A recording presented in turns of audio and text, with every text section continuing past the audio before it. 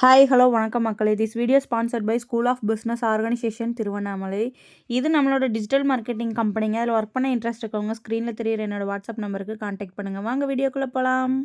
Skip பண்ணாதீங்க. பெரிய தப்பு. தினம் ₹300 சம்பாதிக்க அரிய வாய்ப்பு. இன்ஸ்டாகிராம், ஃபேஸ்புக் பயன்படுத்த தெரிந்தால் போதும். Content post and content publishing மூலமா தினம் ₹300 சம்பாதிக்கலாம். இந்த வேலை செய்ய 5 நிமிடம் போதும். Work training support, group communication support, all language customer live chat support. முக்கியமா சொந்தமா ஒரு பிசினஸ் ஸ்டார்ட் பண்ற அளவுக்கு உங்களால கற்றுக்கொள்ளவும் முடியும், சம்பாதிக்கவும் முடியும். இந்த வேலை வாய்ப்பு வழங்குவது 5 வருடத்திற்கு மேல ரன் ஆகிட்டு இருக்க நம்ம தமிழ்நாட்டு company school of business organization private limited. மேலும் விவரங்களுக்கு டிஸ்கிரிப்ஷன்ல கொடுத்திருக்க நம்பருக்கு வாட்ஸ்அப் பண்ணுங்க. இன்றைக்கி என்ன வீடியோன்னு பார்க்குறீங்களா? கொழுக்கட்டை எப்படி மேக் பண்ணுறது அப்படின்னு சொல்லி பார்க்கலாம் வாங்க. இப்போ வந்து கொஞ்சமாக ஆயில் இல்லைங்க, கொஞ்சம் நிறையாவே ஆயில் விட்டுக்கிறேன். எதுக்காக ஆயில் நிறையா விடுறோம் அப்படின்னா, மாவை வந்து நம்ம இதில் ஊற்றி கலரணுங்க. அதை கிளறும்போது வந்து என்ன ஆகும்னா, வடச்சட்டியில் வந்து ஒட்டிகிட்டே இருக்கும் மாவு. அது ஒட்டாமல் இருக்கணும், கொஞ்சம் ஆயில் நிறையாவே சேர்த்துக்கலாம். கொஞ்சம் நிறையாவே ஆயில் விட்டுக்கிட்டேன். இப்போ இந்த ஆயில் வந்து நல்லா ஹீட் ஆகிட்டோம். அதுக்கப்புறமா கொஞ்சமாக கடுகு சேர்த்துக்கலாங்க. கடுகு வந்து 1 ஸ்பூன் அளவுக்கு நான் ஆட் பண்ணிக்கிறேங்க. எண்ணெய் நல்லா காஞ்சதுக்கப்புறமா கடுகு வந்து ஆட் பண்ணிக்கலாம். அதுக்கப்புறமா இந்த கடுகு நல்லா வெடிக்கிற வரைக்கும் நம்ம வெயிட் பண்ணிக்கலாங்க. இங்கே பாருங்கள் எவ்வளோ எண்ணெய் ஊற்றிருக்கேன்னு. எவ்வளோண்டு மாவுக்கு கொஞ்சம் நிறைய எண்ணெய் ஊற்றினால தாங்க டேஸ்ட் நல்லாயிருக்கும். இப்போ 1 ஸ்பூன் அளவுக்கு கடலைப்பருப்பு நான் சேர்த்துக்கிறேங்க. கடலைப்பருப்பு வந்து டேஸ்ட்டு சூப்பராக கொடுக்குங்க இதுக்கு. கொழுக்கட்டைக்கு வந்து அவ்வளோ டேஸ்ட்டாக இருக்கும். நான் செய்கிறது வந்து இப்போ கார கொழுக்கட்டை தாங்க. அப்புறம் பெரிய வெங்காயத்தை வந்து நான் பொடி பொடியாக கட் பண்ணி எடுத்து வச்சுக்கிறேன். கடுகும் கடலைப்பருப்பும் நல்லா வெந்ததுக்கப்புறமா பெரிய வெங்காயத்தை பொடி பொடியாக கட் பண்ணி வச்சுருக்கோம் இல்லையா, அதை வந்து நம்ம ஆட் பண்ணிக்கலாங்க. இப்போ வந்து நான் மாவு வந்து எப்படி மேக் பண்ணுறது அப்படின்னு சொல்லி பார்க்கலாங்க. இப்போ வந்து நான் 3 டம்ளர் அதாவது 4 டம்ளர் பெரிய டம்ளர் இருக்கு இல்லையா, அந்த காப்படி டம்ளர்னு சொல்லுவாங்க எங்கள் வீட்டில். அந்த மாதிரி 3 டம்ளரில் 3/4 படி அளவுக்கு நான் ஆட் பண்ணிக்கிறேங்க. அந்த மாவில் வந்து நான் சீரகம், வரமிளகா, அப்புறம் உப்பு, கருவேப்பிலை இதை மட்டும்தாங்க நான் போட்டு ஆட்டியிருக்கேன். அதுக்கப்புறமா அந்த வெங்காயம் வந்து நல்லா பொன்னிறமாக வதங்கினதுக்கப்புறமா மாவு பாருங்கள் இந்த மாதிரி நல்லா பக்குவமாக ஆட்டி எடுத்துக்கோங்க. அதாவது வந்து ரொம்ப நைஸாகவும் ஆட்டக்கூடாது, ரொம்ப தரிசு தரிசாகவும் இருக்கக்கூடாது. ஒரு அரிசி வந்து 4 5 உடையணும். 5 உடையிற அளவுக்கு வந்து மாவு அரைச்சாலே போதுங்க. அது நல்லா பசவாக வருங்க.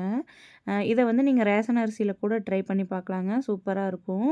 வரமிளகா ஆட் பண்ணிக்கோங்க, அதுதான் சூப்பராக இருக்குங்க. 2வது வந்து ஒரு சிலர் இந்த மாவு இது பண்ணும்போது பச்சை மிளகா ஆட் பண்ணுவாங்க. நான் பச்சை மிளகாய் ஆட் பண்ணுறத விட வரமிளகா போட்டு அரைச்சி சாப்பிட்டிங்கன்னா டேஸ்ட்டு சூப்பராக இருக்கும். இதுக்கு உப்பு, வரமிளகா, கருவேப்பிலை, சீரகம் இதை தவிர நான் இதுக்கு வேறு எந்த இன்க்ரீடியண்ட்டும் ஆட் பண்ணவே இல்லைங்க மாவு அரைக்கும்போது. அதாவது வந்து நீங்கள் எவ்வளோ மாவு சேர்த்துறீங்களோ அதுக்கு தகுந்த மாதிரி காரத்துக்கு தகுந்த அளவுக்கு வரமிளகா, ஜீரகம் வந்து ஒரு 3/4 ஸ்பூன் போட்டிங்கனாலே போதும். அதிகமாக போட்டுறாதீங்க சீரகம், அது ஒரு கசப்படிச்ச மாதிரி இருக்கும். நீங்கள் போடுற மாவுக்கு தேவையான அளவு உப்பு சேர்த்துக்கோங்க. 1 கொத்து 2 கொத்து அளவுக்கு கருவேப்பிலை சேர்த்துக்கோங்க அரைக்கும்போது.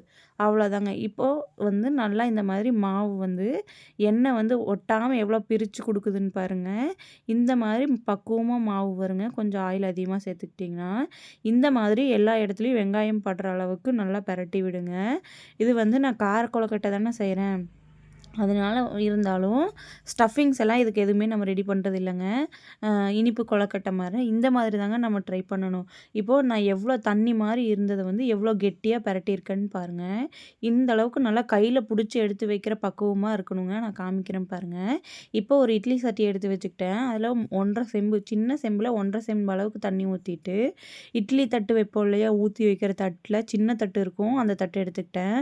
அதில் வந்து ஒரு துணியை வந்து நனைச்சி எடுத்து விரிச்சுக்கிட்டேங்க. காட்டன் துணி. காட்டன் துணினா வந்து இது டைரெக்டாக சாயம் போடாமல் காடா துணின்னு சொல்லுவாங்க. இந்த தறியிலெல்லாம் ஓடும் ஒரு சிலருக்கு தெரிஞ்சிருக்கலாம். அந்த துணி தாங்க இது. என்னக்கா மஞ்சள் கலரில் அடிக்கடி நீங்கள் இட்லி சுட்டிங்க அப்படின்னா அந்த துணி கலர் சேஞ்ச் ஆகும்.